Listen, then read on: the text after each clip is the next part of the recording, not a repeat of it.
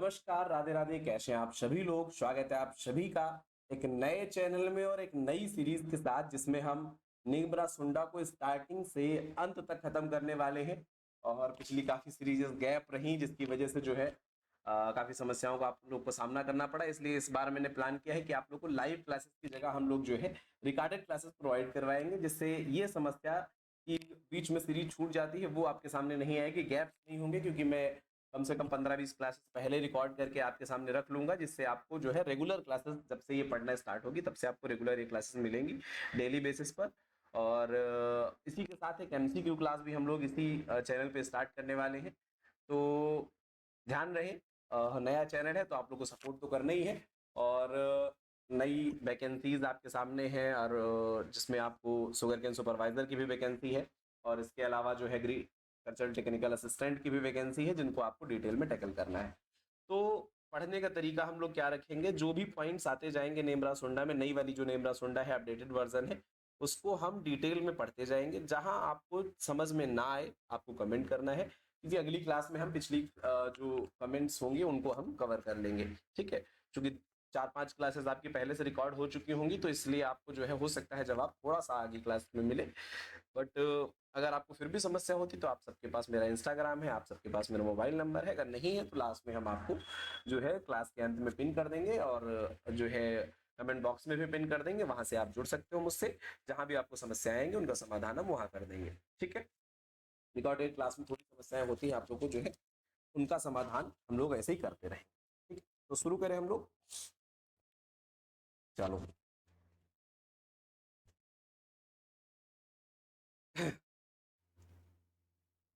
तो नेमरा सुंडा हम लोगों ने स्टार्ट करी है। एक एक चीज को बहुत डिटेल में अच्छे से पढ़ते हुए चलना है, तो थोड़ा सा ध्यान देना पड़ेगा आप लोग को। सबसे पहली बात है, पहला पॉइंट नेमरा सुंडा में दिया है जियोग्राफिकल एरिया ऑफ इंडिया। तो नॉर्मली जब हम जियोग्राफिकल एरिया की बात करते हैं तो जियोग्राफिकल एरिया का मतलब क्या है? वे भारत ये है, लगभग लगभग। इतनी अच्छी आर्ट नहीं है मेरी, फिर भी कुछ कुछ ऐसा मैप है भारत का। यहाँ कुछ कुछ कुछ इस तरीके से। ठीक है, यहाँ अंडमान निकोबार है, यहाँ लक्षद्वीप है, कुछ कुछ ऐसा भारत है अपना। इस पूरे पर्टिकुलर एरिया को अगर हम काउंट करेंगे, तो जियोग्राफी की भाषा में अगर हम इसे पढ़ते हैं तो हम कहते हैं कि 32,87,263 वर्ग किलोमीटर, यानी किलोमीटर स्क्वायर है।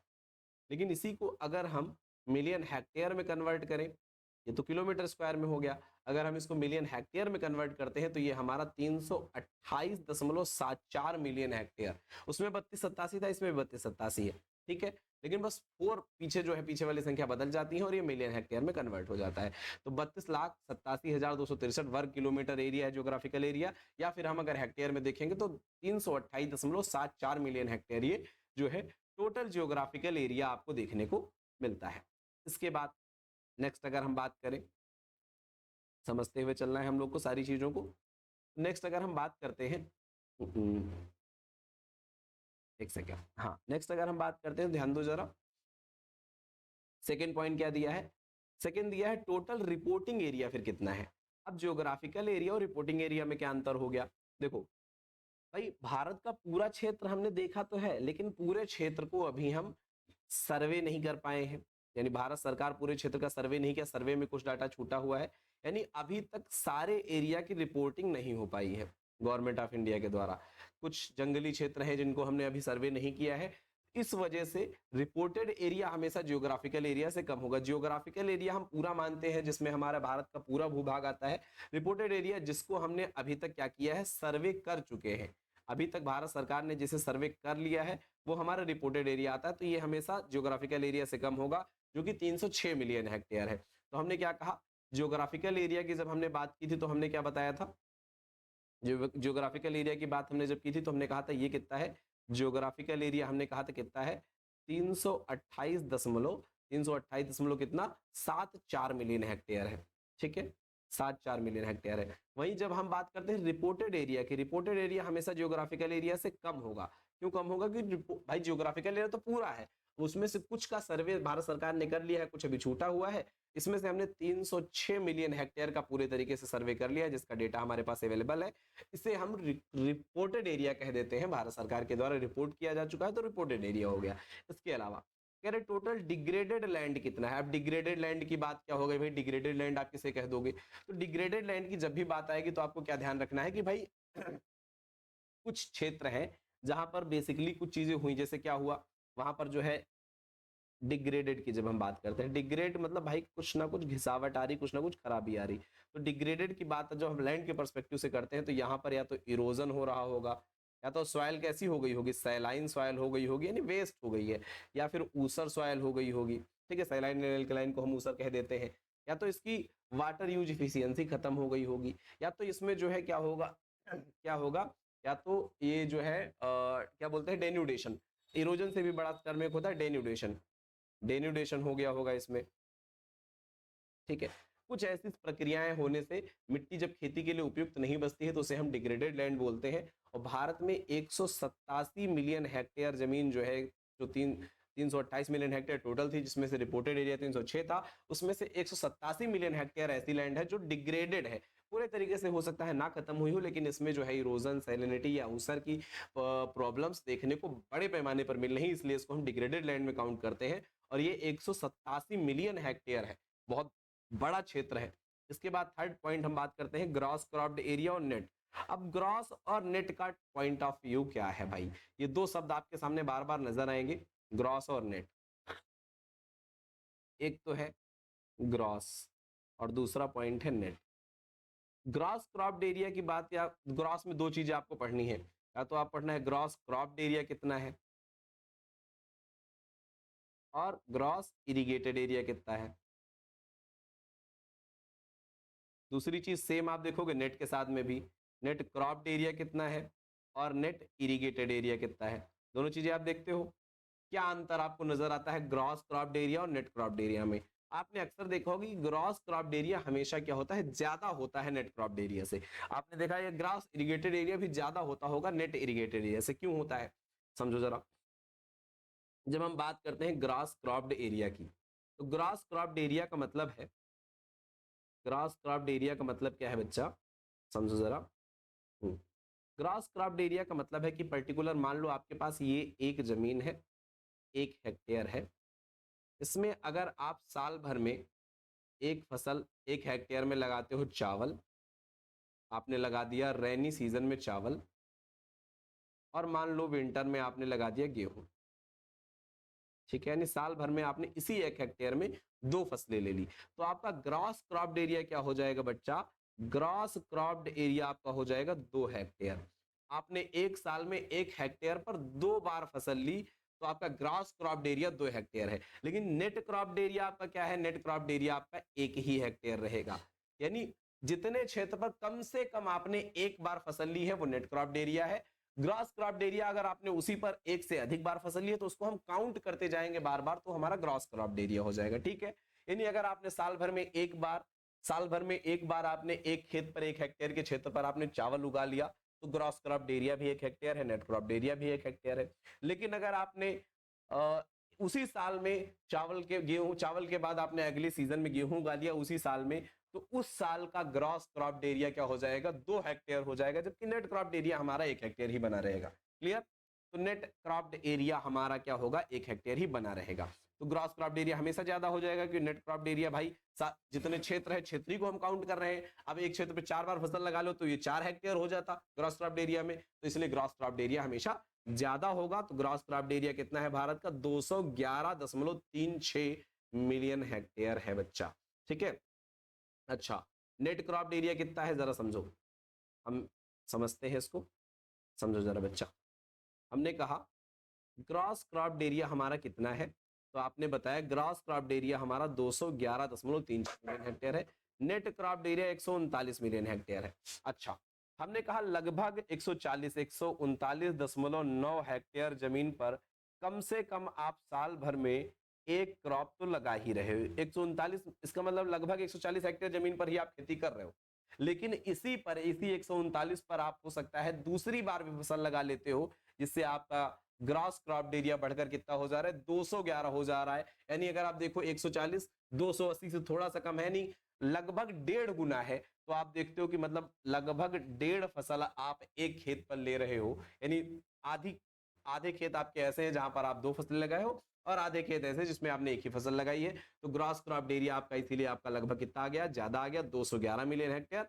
और 139 मिलियन हेक्टेयर जमीन में आपका नेट क्रॉप एरिया आएगा। नेट क्रॉप एरिया का मतलब आपको समझ में आएगा, साल भर में एक फसल 1 हेक्टेयर में, यानी अगर आपने 1 हेक्टेयर पर आपने 139 हेक्टेयर पर आपने साल भर में कम से कम एक फसल ली होगी, और 211 मिलियन हेक्टेयर पर आपने फसलें ली हैं। हो सकता है एक ली हो सकता है एक ही हेक्टेयर पर 4 बार फसल ली हो, और एक हेक्टेयर पर जो है फसल एक ही ली गई हो। ऐसे करके आपने जो है 211 मिलियन हेक्टेयर आपने ग्रॉस क्रॉप एरिया बनाया है।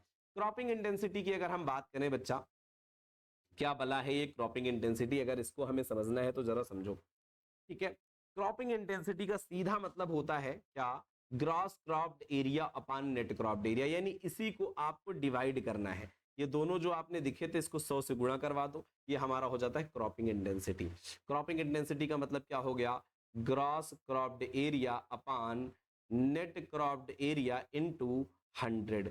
ये हमारा 151% आया है लगभग। मैंने क्या कहा था, 1.5 गुना। 100% होता मतलब gross cropped area net cropped area बराबर है, तभी तो 100% आ गया। अगर ये कट के बराबर हो जाता तो 100% आता, लेकिन ये 1.5 गुना आ रहा है, 151 आ रहा है। इसका मतलब है कम से कम net cropped area gross cropped area का कितना है, 1.5 गुना, जो कि आपको यहाँ नजर आ ही रहा है। 139 और 211 में लगभग जो है वो उससे 1.5 गुना ज्यादा है।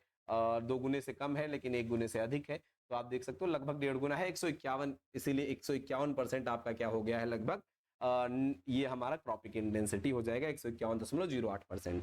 ग्रॉस इरिगेटेड एरिया का कॉन्सेप्ट भी सेम है। अगर आप साल भर में क्षेत्र को सिंचित करते हो तो एक हेक्टेयर को जितनी बार आप सिंचित करोगे उतनी बार काउंट करोगे। नेट इरिगेटेड एरिया में एक क्षेत्र एक साल में एक हेक्टेयर को आपने अगर एक बार भी सिंचित कर लिया तो उसको काउंट कर लिया जाएगा, दोबारा कर रहे हो तो उसको काउंट नहीं किया जाएगा। ठीक है, तो 75 मिलियन हेक्टेयर आपका नेट क्रॉप्ड एरिया है और 112 मिलियन हेक्टेयर आपका ग्रॉस क्रॉप्ड एरिया है। ठीक है, नेट का मतलब है at least one in a year. ठीक है, at least once in a year अगर आप काउंट कर रहे हो तो नेट इरिगेटेड एरिया या नेट क्रॉप्ड एरिया की बात आ जाती है। अगर आप काउंट करते हो रिपीट को भी, रिपीट को जब आप काउंट करते हो तो वो ग्रॉस हो जाता है। ठीक है, सीधी कॉन्सेप्ट क्या हो गई, रिपीट को काउंट करेंगे तो वो ग्रॉस है, रिपीट को काउंट करेंगे तो वो ग्रॉस है, और अगर रिपीट को काउंट नहीं कर रहे हैं, सिर्फ हमने वंस इन अ ईयर को काउंट किया है तो वो हमारा नेट है। ठीक है, once in a year net हो गया, और रिपीट को काउंट कर रहे हैं तो वो ग्रॉस हो जाएगा। क्लियर, चलो इसके बाद हम बात करते हैं। नेट इरिगेटेड एरिया मैंने बता दिया 75 मिलियन हेक्टेयर है। डेटा आप तैयार कर सकते हो खुद से भी, मैं एक बार फिर से रिपीट कर देता हूं। Geographical area India 328.74 million hectare आपका ज्योग्राफिकल एरिया है। Total reporting area 306 million hectare है। Total degraded land 187 million hectare है। नेट क्रॉप्ड एरिया आपका 139 था, इसके 1.5 गुना लगभग क्रॉस क्रॉप्ड एरिया होगा 211 मिलियन हेक्टेयर। क्रॉपिंग इंटेंसिटी 1.5 गुना है, इसलिए 151% लगभग हो जाएगी।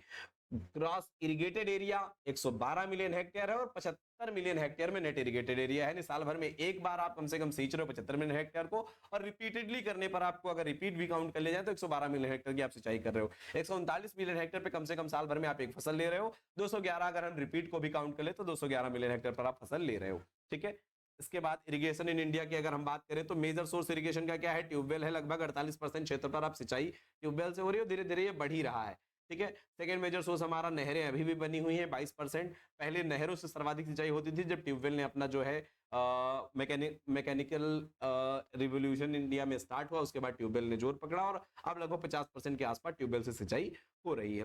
टोटल फॉरेस्ट इन इंडिया की बात किया जाए तो 80 मिलियन हेक्टेयर के आसपास 2023 में फॉरेस्ट 80.9 मिलियन हेक्टेयर के आसपास जो है फॉरेस्ट था। 21.71% जो है फॉरेस्ट कवर की बात किया जाए तो 21.71%। हालांकि अब देखा जाए तो 2023 के डेटा के अनुसार 21.76% जो है फॉरेस्ट है। ये 2023 का डेटा है। जो नई इंडियन फॉरेस्ट सर्वे रिपोर्ट आती है, ठीक है, इंडियन फॉरेस्ट स्टेट रिपोर्ट जो आती है, IFSR जो आता है 2023 में आया था, 2023 में आया था। 2023 की इस रिपोर्ट के अनुसार जो है हम अगर देखें ये 18वीं रिपोर्ट थी हमारी ISFR की, और इसके अनुसार अगर हम देखें तो 21.76% एरिया पर जो है फॉरेस्ट कवर था।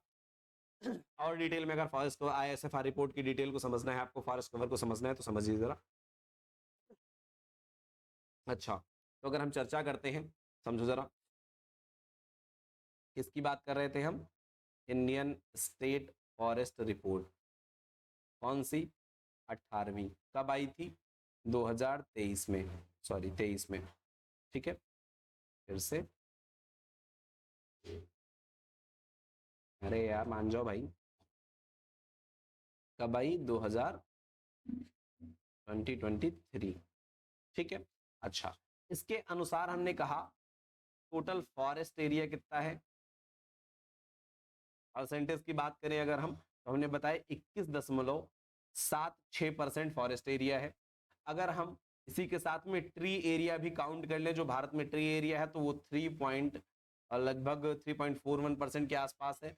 अगर हम टोटल करें फॉरेस्ट एंड ट्रीज को, तो लगभग 25.17% के आसपास ट्री और फॉरेस्ट कवर को मिलाकर जो है हमारा लगभग 25% के आसपास ट्री एंड फॉरेस्ट कवर हो जाता है। अगर इन सब में भी हम बात करें कौन सा राज्य टॉप पर है, स्टेट वाइज अगर हम बात करें, तो एरिया में अगर आपसे बात किया जाए कि क्षेत्र में कौन सा एरिया टॉप पर है, तो मध्य प्रदेश में सर्वाधिक फॉरेस्ट आपको देखने को मिलते हैं। इसके बाद अरुणाचल प्रदेश में सेकंड पे सर्वाधिक फॉरेस्ट है, और थर्ड पे हमारा छत्तीसगढ़ आता है। ठीक है, एमपी, अरुणाचल, छत्तीसगढ़ ये हमारा एरिया में टॉप पर है। और मैक्सिमम अगर इंक्रीज की बात किया जाए, 2021 में पिछली गणना हुई थी, तब से अगर बढ़ोतरी की बात किया जाए, तो सर्वाधिक बढ़ोतरी कहां देखने को मिली है? तो मिजोरम में सर्वाधिक बढ़ोतरी देखने को मिली है यहाँ पर। अगर कमी की बात पूछा जाए, तो सर्वाधिक जहां है वहीं सबसे ज्यादा काटा भी गया है। मध्य प्रदेश में सर्वाधिक कमी भी देखने को मिली है। अगर सर्वाधिक एरिया पूछा जाए कहां है फॉरेस्ट का, तो एमपी में। सबसे ज्यादा कटाई कहां हुई 21 से 23 के बीच में, वो भी एमपी है। बढ़ोतरी कहां हुई, तो वो मिजोरम है। ठीक है, अच्छा। अगर हम परसेंटेज की बात करें, तो परसेंटेज में हमारा अरुणाचल टॉप पे है। अगर हम फॉरेस्ट एरिया के परसेंटेज की बात करते हैं, तो उसमें अरुणाचल प्रदेश हमारा टॉप पर बना हुआ है फॉरेस्ट एरिया के परसेंटेज में। ठीक है, परसेंटेज में हमारा टॉप पर है। अच्छा, इसके बाद अगर हम बात करें,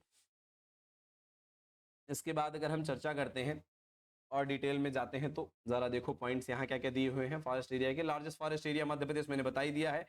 हाईएस्ट परसेंटेज मिजोरम में है, परसेंटेज मैंने बता दिया मिजोरम में है।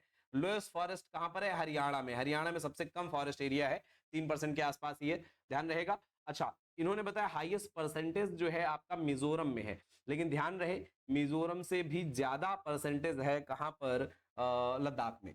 ठीक है, ध्यान रहे, लेकिन वो स्टेट नहीं है, वो यूनियन टेरिटरी है, तो ध्यान रखेंगे आप लोग। अगर हाईएस्ट परसेंटेज आपका पूछा जाता है, तो आप कहां बताओगे? आप बताओगे लद्दाख में है। लेकिन लद्दाख क्या है? स्टेट नहीं है। लद्दाख क्या है? यूटीज है। तो कभी मान लो अगर स्टेट और यूटीज को मिला के पूछ ले क्वेश्चन, तो आपको ध्यान रखना है लद्दाख में ज्यादा है कंपेयर टू मिजोरम। मिजोरम में 85% है, और लद्दाख में लगभग 90% के आसपास फॉरेस्ट कवर है। ठीक है, तो फॉरेस्ट एरिया अगर परसेंटेज में पूछा जाए आपसे, तो लद्दाख जो है नंबर 1 पे रहेगा, फिर मिजोरम आएगा। सबसे कम आपका फॉरेस्ट एरिया हरियाणा में है, 3% के आसपास। सर्वाधिक एरिया की बात किया जाए, परसेंटेज की नहीं, अगर हम एरिया की बात करें, तो मध्य प्रदेश में। मध्य प्रदेश में सबसे ज्यादा जंगल है, सबसे ज्यादा जनजातियां मध्य प्रदेश में है। और भी मध्य प्रदेश हमारा बहुत सारी चीजों में बहुत आगे है। मध्य प्रदेश में अगर देखो आप, ऑयल सीड में भी अब टॉप पे हो गया, राजस्थान को पीछे उसने छोड़ दिया है। दलहन उत्पादन में वो पहले से टॉप पे था ही। मक्का उत्पादन में उसने कर्नाटक को पीछे छोड़ दिया और टॉप पे आ गया है। सोयाबीन उत्पादन में वो पहले से टॉप पे था ही।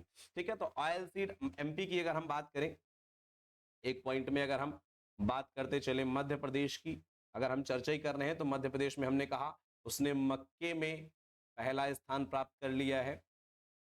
ऑयल सीड में उसने राजस्थान को पीछे छोड़ दिया है। पल्स में उसने अपनी स्थिति को बनाए रखा है टॉप पर, और सोयाबीन में भी उसने अपनी स्थिति को बनाए रखा है टॉप पर।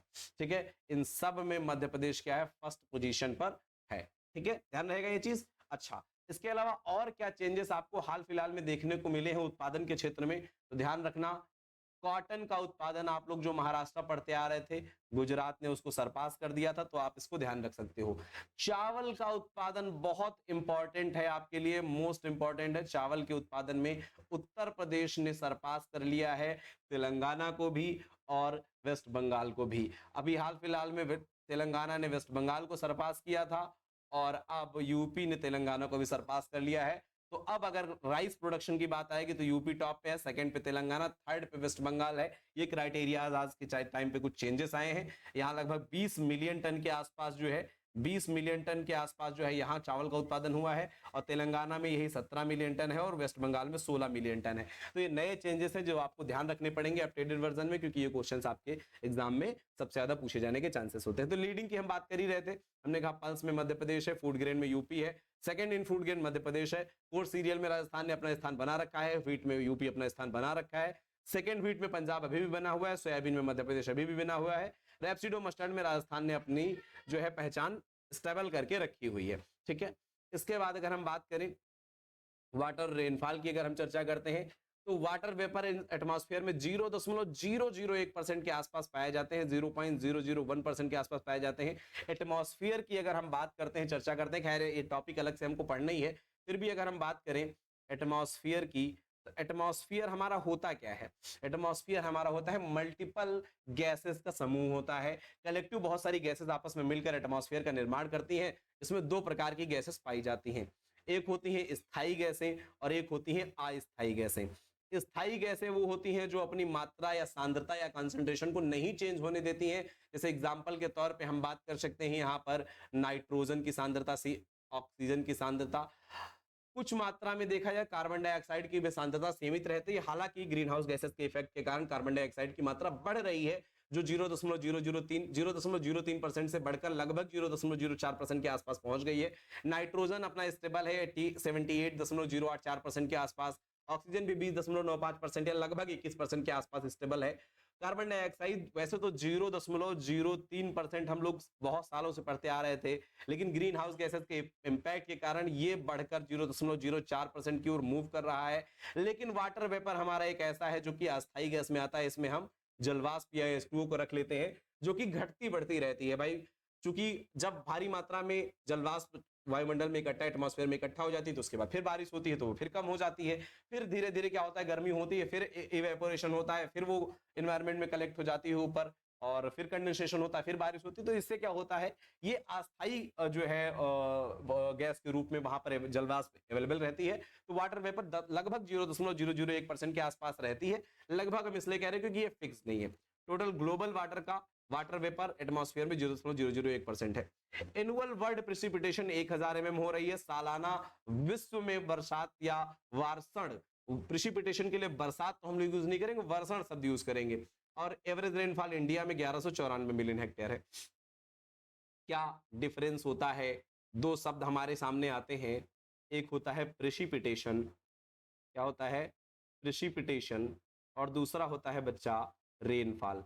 मेरी राइटिंग बहुत गंदी है तो भाई साहब आप लोग को संभालना पड़ेगा इसे, ठीक है?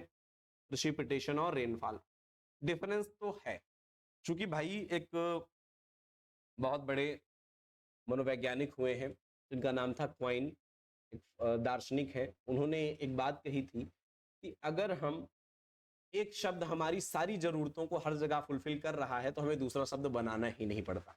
तो हम जो पर्यायवाची शब्द यूज करते हैं, पर्यायवाची शब्द हम लोग क्या कहते हैं कि आप हर जगह यूज नहीं कर सकते, कुछ जगह आप रिप्लेस कर सकते हो, इसलिए कोई पूर्ण पर्यायवाची दुनिया में होता ही नहीं है।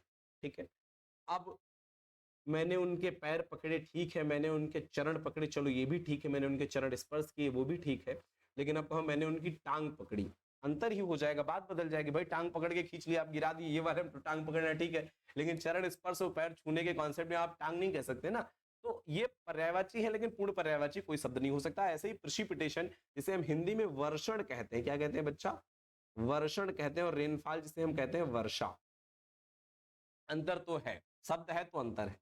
क्या अंतर है? इसमें हम कहते हैं कि किसी भी फॉर्म में, यानी इसे हम कहते हैं किसी भी फॉर्म में पानी का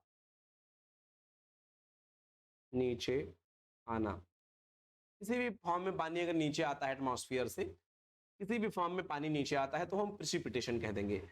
अगर वाटर ड्रॉप्स के फॉर्म में पानी नीचे आता है तो उसे हम क्या कहेंगे बच्चा? वर्षा कहेंगे। वाटर ड्रॉप्स के रूप में पानी नीचे आएगा तो वर्षा कहेंगे।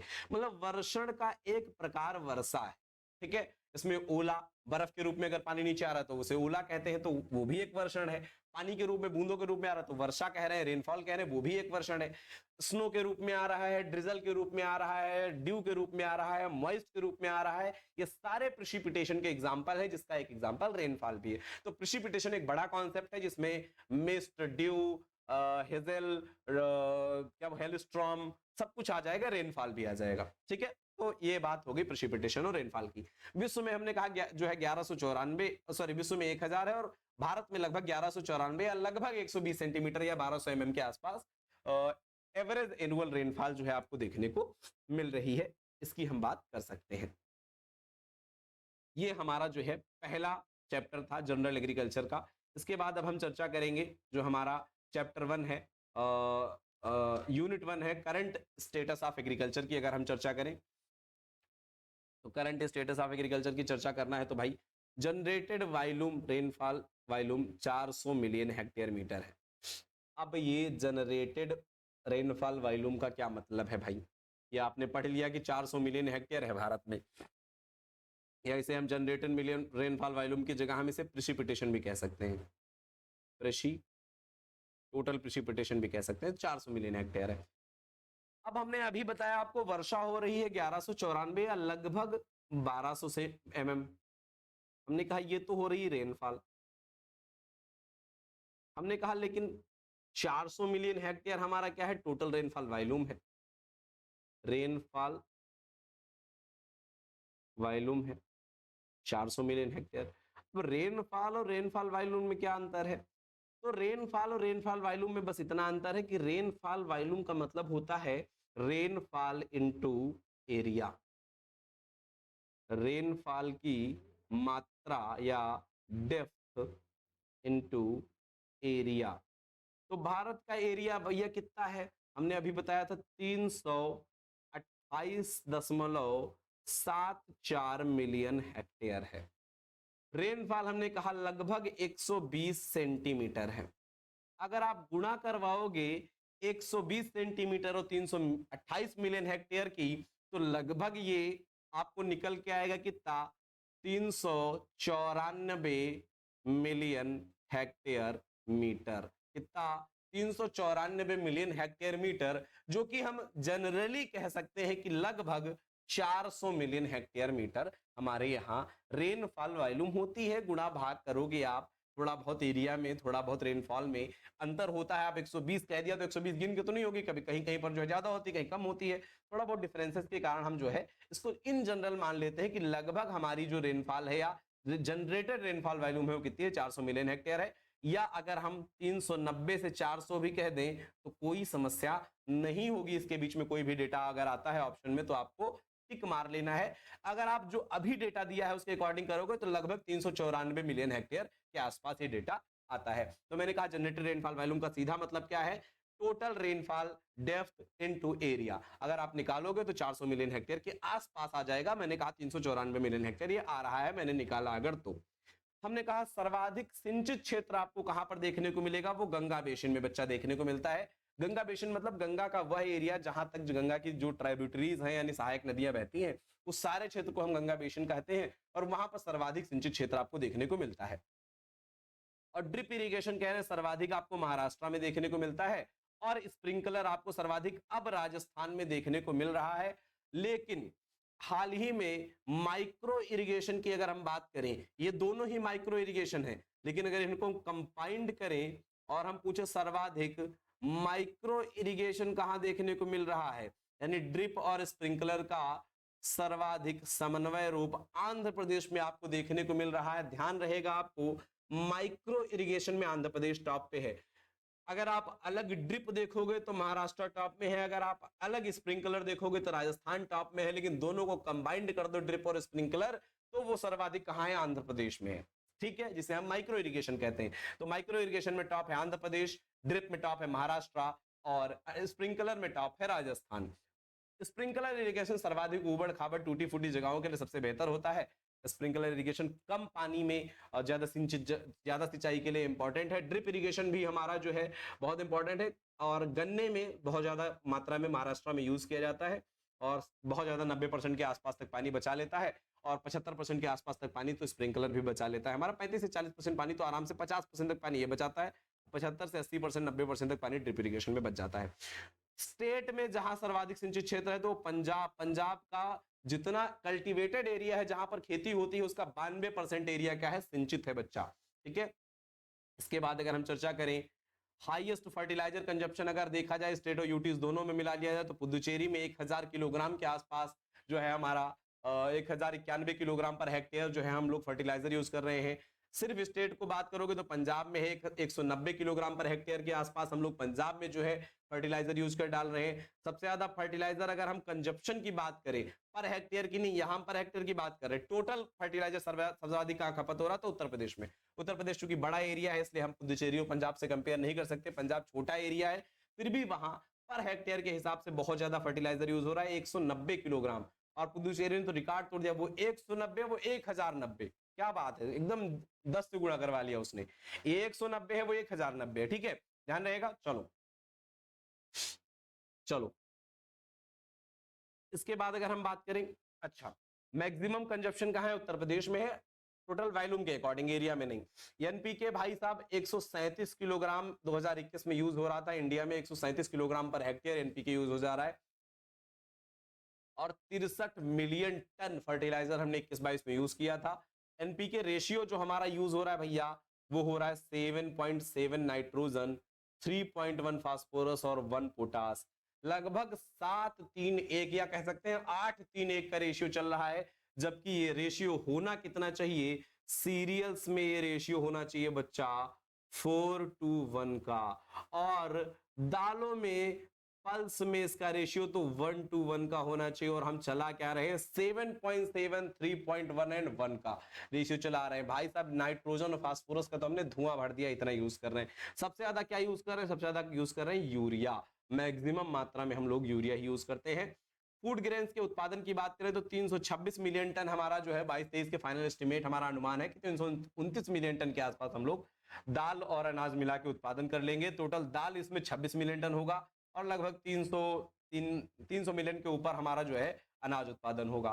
पल्स प्रोडक्शन ग्राम सबसे ज्यादा हो रहा है, कौन सी, अगर पूछे सबसे ज्यादा कौन सी दाल उत्पादित हो रही है तो बच्चा सबसे ज्यादा कौन सी दाल, तो आप कहोगे भाई साहब चने की दाल सबसे ज्यादा उत्पादन किया जा रहा है। ठीक है, सर्वाधिक दाल कौन सी, चने की दाल सबसे ज्यादा, कितना 12 मिलियन टन, 12 मिलियन टन चने की दाल उत्पादित हो रही है, 4 मिलियन टन अरहर की दाल उत्पादित होती है सेकंड पे। टोटल सीरियल्स लगभग 41 मिलियन टन पैदा हो रहे हैं, जिसमें सर्वाधिक सीरियल में सोयाबीन पैदा होता है, ध्यान रहेगा। ऑयल सीड देखो सबसे ज्यादा दाल चना की है, फिर अरहर की है, मात्रा नहीं भी याद रहेगा तो ठीक है, लेकिन याद रहेगी तो मान लो 12 और 4 का रेशियो है, 12 मिलियन टन हम लोग अरहर पैदा करते हैं, 26 में से 12 अकेले जो है चना है और 4 मिलियन टन अरहर है। ऑयल सीड 41 मिलियन टन पैदा करते हैं, इसमें 14 मिलियन टन अकेले हम सोयाबीन उगा रहे हैं और 12 मिलियन टन हम लोग मस्टर्ड उगा रहे हैं, यानी सरसों उगा रहे हैं। तो सोयाबीन और मस्टर्ड की टक्कर थोड़ा ठीक ठाक है, 14 और 12 का रेशियो, सोयाबीन 14 और मस्टर्ड 12। चावल की बात करें 135 मिलियन टन हमने पैदा किया, गेहूं 110 मिलियन टन, यानी अगर देखा जाए तो चावल ज्यादा उत्पादन होता है भारत में। तो पूछा जाए भारत में सर्वाधिक कौन सी फसल उत्पादित हो रही है, अनाज में तो चावल उत्पादन हो रहा है। अच्छा विश्व में सबसे ज्यादा गेहूं, ये हम लोग चर्चा करते ही रहते हैं, फिर एक बार बता देते हैं कि देखो भाई साहब अगर आपसे पूछे विश्व में सर्वाधिक कौन सी फसल का उत्पादन होता है तो आप कहोगे गेहूं सबसे ज्यादा उगाया जाता है। हमने कहा भारत में सर्वाधिक कौन सी फसल का उत्पादन होता है तो आपने बताया चावल। फिर हम कहेंगे यूपी में सर्वाधिक कौन सी फसल का उत्पादन होता है, फिर आप कहोगे गेहूं। ठीक है, अभी तक तो यही चलता रहा, चावल हालांकि यूपी में स्पीड पकड़ा है लेकिन अभी गेहूं को नहीं पहुंच पाया, गेहूं तक नहीं पहुंच पाया। ठीक है, तो गेहूं 110 मिलियन टन है, सुगर केन 490 मिलियन टन, गन्ना पैदा होता है, चूंकि गन्ना वजन वाली फसल है तो वहां पर खूब हो गई। कपास 33 मिलियन बेल पैदा हो रहा है।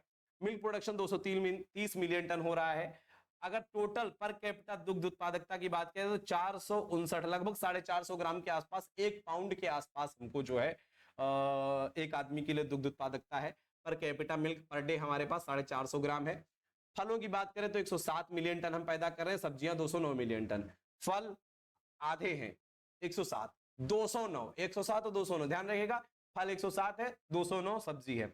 आलू जिसमें सब्जियों में 53 मिलियन टन अकेले आलू हो रहा है, 31 मिलियन टन प्याज और 20 मिलियन टन, 53, 31, 20 आलू टमाटर, आलू प्याज टमाटर 53 31 20, ठीक है, 53 31 20 याद रहेगा, आलू टमाटर, आलू प्याज टमाटर, ठीक है। बेचने नहीं बैठे यार तुम लोग, तो मतलब माहौल बना दियो सब्जी मंडी वाला कि अभी खरीद ले जाएंगे, ऐसे नहीं बनेगा, ठीक है।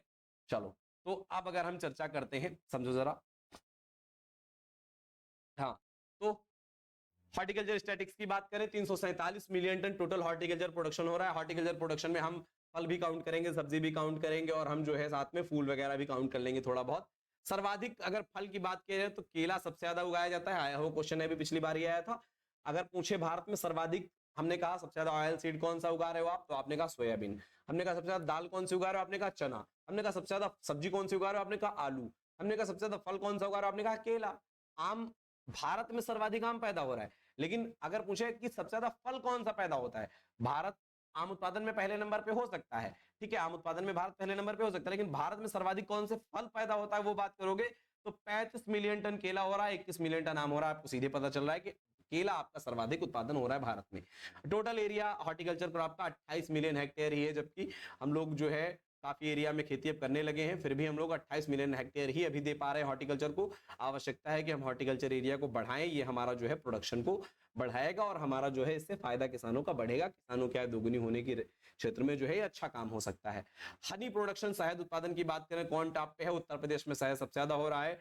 ऊन में राजस्थान टॉप पे हाई है, भेड़ सबसे ज्यादा पालन वहां हो रहा है, तो ऊन उत्पादन भी 47% वही होता है। अंडों में आंध्र प्रदेश अभी भी टॉप पे बना हुआ है। भारत में लगभग 138 बिलियन अंडे पैदा हो रहे हैं, 140 बिलियन के आसपास अंडे हम लोग पैदा कर रहे हैं भाई साहब। पर कैपिटा अंडे की उपलब्धता 101 अंडा पर ईयर हमारे यहाँ जो है पैदा होता है, पर पर्सन के अकॉर्डिंग 100 अंडे से ज्यादा हमारा जो है पर कैपिटा जो है उत्पादन है एक साल का। लीडिंग स्टेट मीट प्रोडक्शन में हमारा उत्तर प्रदेश है। मांस में हम पहले स्थान पे हैं, शहद में हम पहले स्थान पे हैं। एनिमल कंट्रीब्यूशन हाईएस्ट मीट में कौन सा है, मुर्गियों से सर्वाधिक अपने यहाँ मीट पैदा होता है। 51% मीट हम लोग मुर्गियों से, पोल्ट्री से ले रहे हैं। पोल्ट्री में सिर्फ मुर्गियां नहीं आती हैं, डक्स वगैरह को भी काउंट कर लिया जाता है। मीट प्रोडक्शन इंडिया में 9 मिलियन टन के आसपास जो है हो रहा है, ठीक है, जो कि इंपॉर्टेंट नहीं, कितना हो रहा है इंपॉर्टेंट नहीं, कौन टॉप पे है ये देखते रहना है। अच्छा, कीटनाशक की बात करें तो सर्वाधिक महाराष्ट्र में यूज होता है, फिर उत्तर प्रदेश में, ठीक है। कीटनाशक में महाराष्ट्र टॉप पे है, सेकंड पे यूपी आता है, याद रहेगा, कीटनाशक में यूपी सेकंड नंबर पे है। क्रॉप जिसमें सर्वाधिक यूज हो रहा है कीटनाशक, तो कॉटन में पहले भी यूज हो रहा था, अभी भी यूज हो रहा, कुछ चेंज नहीं हुआ है। पूछ रहा विश्व में कौन सा देश है जहां सर्वाधिक पेस्टिसाइड या कीटनाशक यूज हो रहे हैं। सेंट ल्यूसिया एक कंट्री है, कैरेबियन देश है, जो हमारा नॉर्थ अमेरिका और साउथ अमेरिका क्या बोलते हैं उनको, कॉन्टिनेंट के बॉर्डर पे जो है जो देश छोटे छोटे द्वीप पाए जा रहे हैं, उनमें से एक सेंट लूसिया जो है द्वीपीय देश है, आइलैंड देश है, वहां 20 किलोग्राम एक हेक्टेयर में हम लोग यूज करते हैं। भारत बहुत ज्यादा पेस्टिसाइड यूज कर रहा है, फिर भी हम लोग पर हेक्टेयर के हिसाब से सिर्फ 0.6 kilogram per hectare pesticide use कर रहे हैं। वो 20 किलोग्राम में एक हेक्टेयर में डाल रहे हैं पेस्टिसाइड, भाई साहब धुआं कर दिए पेस्टिसाइड का, ठीक है। और सबसे, अगर ये तो ये पर हेक्टेयर के अकॉर्डिंग हो गया, वैसे देखा जाए क्षेत्र के अकॉर्डिंग जो है सर्वाधिक ज्यादा कौन डाल रहा है मात्रा में ब्राजील सबसे ज्यादा यूज कर रहा है, ठीक है। टोटल 52,000 टन लगभग जो है फर्टिलाइजर साल भर में जो है इंडिया खपत करता है, 0.6 किलोग्राम पर हेक्टेयर के हिसाब से हम लोग यूज कर रहे हैं, ठीक है। 52,000 टन हम लोग यूज कर डाल रहे हैं। तो एक बार फिर इसका रिवीजन करते हैं हम लोग आसानी से, जरा समझो इस चीज को। हमने कहा मैक्सिमम पेस्टिसाइड कंजप्शन कहाँ का है, मेरी तरफ ध्यान देना, उसको छोड़ो थोड़ी देर। मैंने कहा मैक्सिमम पेस्टिसाइड कंजप्शन का है, आपने कहा महाराष्ट्र, मैंने कहा सेकंड क्या है, आपने कहा यूपी, ठीक है। हमने कहा हाईएस्ट पेस्टिसाइड किस फसल में आप दे रहे हो, आपने कहा कॉटन पे दे रहे हैं। हमने कहा विश्व में कौन सा देश है सबसे ज्यादा डाल रहा है भाई एक हेक्टेयर में, आपने कहा सेंट ल्यूसिया। हम क्या हेक्टेयर वाला छोड़ो यार, सबसे ज्यादा डाल कौन रहा है, आपने कहा ब्राजील है भाई। ब्राजील चूंकि एरिया बहुत बड़ा है, ठीक है। अगर देखा जाए तो विश्व में चाइना, यूएसए, एक second, Russia, China, USA, Russia, Canada, USA, China के बाद 5वें स्थान पे ब्राजील आता है। क्योंकि एरिया बहुत बड़ा है इसलिए सबसे ज्यादा फर्टिलाइजर कंजप्शन भी हम लोग यहाँ करवा देते हैं। रशिया चाइना वाले जो है टेक्नोलॉजी थोड़ा बढ़िया कर लिए, उनको फर्टिलाइजर पेस्टिसाइड कम डालना पड़ता है, ठीक है। तो मात्रा में सबसे ज्यादा कौन डाल रहा है, तो भाई ब्राजील ले रहा है, ठीक है। चलो इसके बाद अगर हम बात करें भारत, हम क्या कितना डाल रहे हैं, 52,000 मतलब 52,750 टन लगभग यूज कर ले रहा है। तो हमने कहा ये पर हेक्टेयर के हिसाब से कितना होगा, हमने कहा 0.6 किलोग्राम पर हेक्टेयर हो रहा है। सेंट लूसिया से तो हम लोग बहुत पीछे हैं, सेंट लूसिया तो जो है 20 किलो पर हेक्टेयर में यूज कर देता था। ठीक है, तो आपने इसे हमको समझा दिया, ठीक है, हम समझ गए। फिर हमने कहा चलो आगे पढ़ते हैं। फिर तो आईसीआर की कुछ कहानियां हमने कहा आप जान लो। तो चूंकि नई वाली किताब भी थोड़ा पुरानी हो गई है तो थोड़े डेटा बदल गए हैं, तो आप लोग अगर किताब लेके बैठते हो तो आपके लिए बहुत अच्छी बात है, क्योंकि किताब में हम काट पीट करवाते रहेंगे, आप लोग काट पीट करते रहना, थोड़ा आपके लिए अच्छा रहेगा। तो प्रेजेंट यूनियन एग्रीकल्चर मिनिस्टर कौन है, तो उस समय अर्जुन मुंडा थे जब किताब छपी थी। अब कौन है, अब भाई साहब आपकी यूनियन मिनिस्टर गए हैं बदल, अब कौन हो गया बच्चा, अब हो गए शिवराज सिंह चौहान। कौन हो गया है, एमपी के मामा जी, कौन, शिवराज सिंह चौहान जी जो है हमारे हो गए हैं वर्तमान में भारत के कृषि मंत्री। यूपी के कृषि मंत्री आपसे पूछ ले तो सूर्य प्रताप शाही जी जो है आपके यूपी के कृषि मंत्री हैं। ठीक है, टोटल 731 के आसपास केवी के जनवरी 2024 में थे, थोड़े बहुत बढ़े होंगे लेकिन जनरल इसी के आसपास होगा। सर्वाधिक कहां है केवी के, 89 उत्तर प्रदेश में है, राजस्थान में 47 है, चूंकि राजस्थान स्पेशल बुक है इसलिए इन्होंने डेटा डाल दिया है। डीजी इन्होंने कहा आईसीआर के 2024 में हिमांशु पाठक थे, अभी फिर बदल गए हैं बच्चा, ध्यान देना, हिमांशु पाठक अब डीजी नहीं है आईसीआर के।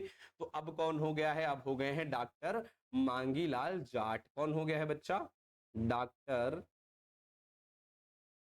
मांगी लाल जाट जी हो गए हैं आईसीआर के डीजी। और जो आईसीआर का डीजी होता है वही होता है डारे का president, department of agriculture revenue and education, इसका प्रेसिडेंट भी सेम होता है, तो आप इसमें कंफ्यूज मत होना, चाहे डीजी ऑफ आईसीआर पूछे चाहे डायरे का प्रेसिडेंट पूछे। डॉक्टर मांगीलाल जाट अब हो गए हैं जो हमारे अप्रैल 2025 से ये बने हैं। ठीक है, ये हम कब से बन गए हैं, ये बन गए हैं अप्रैल 2025 से। ठीक है बच्चा, ठीक है। शिवराज सिंह चौहान जी हैं अपने कृषि मंत्री भारत के। यूपी के पूछे तो सूर्य प्रताप शाही जी 731 के आसपास केवी के हैं, थोड़ा बहुत हो सकता है बढ़े घटे हो, नए डेटे में हमको 731 ही दिखा रहा है। यूपी में सर्वाधिक है और राजस्थान में 47 है, यूपी में सर्वाधिक है, कितने हैं, 89 है, 89। ठीक है, और प्रेजेंट डीजी कौन है आईसीआर के, डॉक्टर मांगीलाल जाट है। डेटा अपडेट कर लेना, किताब में काट पीट करने में कतई कुताही मत बरतना। फिर कह रहे हैं कुछ फर्टिलाइजर्स को हमने बैन कर दिया था 23 में, मोनोकोटोफास, डाइकोफोल और डिनोकैप और मिथोमिल, ये 4 फर्टिलाइजर हमने बैन कर दिए थे।